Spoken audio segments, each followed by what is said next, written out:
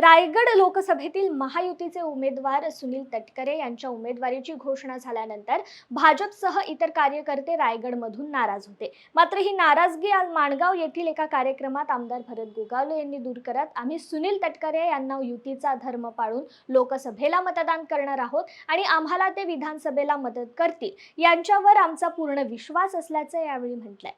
की मी 5 वर्ष हा महायुतीचा खासदार म्हणून काम करणार आहे आणि आता तुम्ही ज्या तडफेने आम्ही काम कराल त्याच्या डबल तडफेने ते येणाऱ्या पुढच्या विधानसभेच्या निवडणुकीला करतील असं त्यांनी आश्वासित केलेलं आहे। त्यामुळे आमचा त्यांच्यावरती विश्वास आहे। आपल्याला सर्वांना कल्पना आहे जे काय अगोदर चर्चा होती त्याला पूर्णविराम मिळालेला आहे। तसं पूर्णविराम परवा आमची मीटिंग झाली, दोन्ही उपमुख्यमंत्री मुख्यमंत्री साहेब होते, आम्ही सगळेजण काल रविशंकर पाटील धैर्यशील दादा हे त्यांची काही नेते मंडळी आणि साहेब होते।